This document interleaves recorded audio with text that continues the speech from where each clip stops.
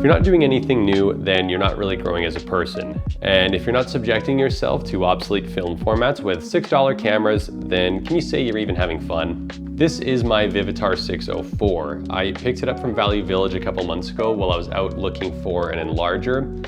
It was kind of out of place. It was in this little brown case, and I thought it was some other weird sort of vintage electronic, but lo and behold, it had this weird plastic rectangle. The flash diffuser is missing, but otherwise it's in pretty decent shape. It's got a 23mm f4 fixed focus lens, 1/125th shutter speed, and takes 2 AA batteries for the flash. Now there is this little switch on top, and I'm not entirely sure what it's for. I would assume flash power, but it's hard to find anything out about this camera. There's not really any information online, but I did manage to find this old catalog. 110 film was a format that I knew of, but really didn't know anything about. My old retail job, we used to accept it, but after our Outlab went out of business, we just didn't do anything at all with it anymore. I wasn't even sure that you could still get it anywhere, but as it turns out, Lomography still contracts Kodak to make 110 film. I'm generally not a huge fan of the Lomography stocks, but it's not like you have much of a choice when it comes to 110 film. So I got a couple rolls of Color Tiger 200, and I went to Chuck E. Cheese with my friend. This was my first time there, and I'd only seen commercials on it on TV because my family used to have a cable channel from Detroit.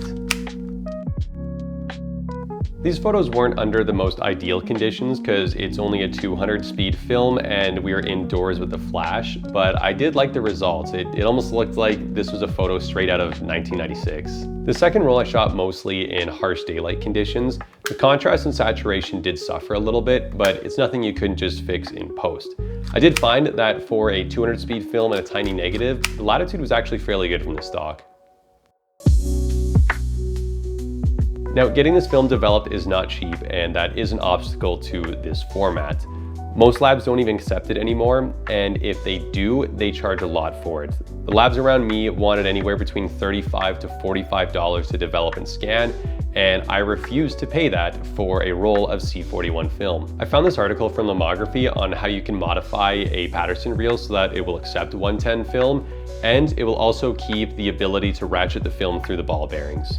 What you want to do is mark out 12mm from the base of the larger cylinder. I used a Dremel to cut off the top half, and I definitely suggest using a saw or something a little bit more precise because you'll get a cleaner cut. Once it's cut off, put it to the side. You want to keep track of that top half. The other tube has this triangular bit that you have to shave down so that the reels can slide through each other and you can get them closer together. Now you'll want to take that top section that you put to the side and attach it to the top so that the reels will stay together. I ended up having to shave mine down a little bit more, but I eventually got it. The rest of the process is the same when it comes to C41 film. The only tricky part is getting the negatives onto the reel, just because there's a little bit more play in it because you've now hacked it apart. Getting the film out of the canister is not too bad. You sort of gotta twist and snap and you're gonna break it. It's really difficult to not do that.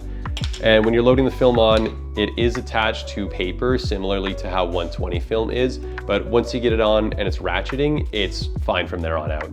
Developing is the same as any other C41 film, so we'll skip ahead and talk about scanning.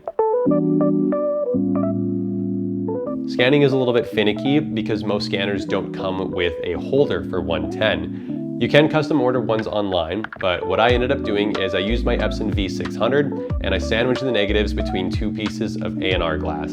It is a compromise on quality compared to what I could get with my Plustek 7300, but I didn't even know if the camera worked and I didn't want to drop some money on getting a custom holder if it was just going to be blank. If you want to see my scanning workflow in more detail, then you can check out my other video where I showed how I scanned 35mm film. So is it worth getting into 110 film? I say absolutely. You should always try new things. You should always challenge yourself because if you're not growing as a person, then what are you doing? The key takeaways from this video are you should always try new things, and there's no rule that says you can't go to Chuck E. Cheese and get matching birthday star t-shirts and a picture with Chuck when you're 28.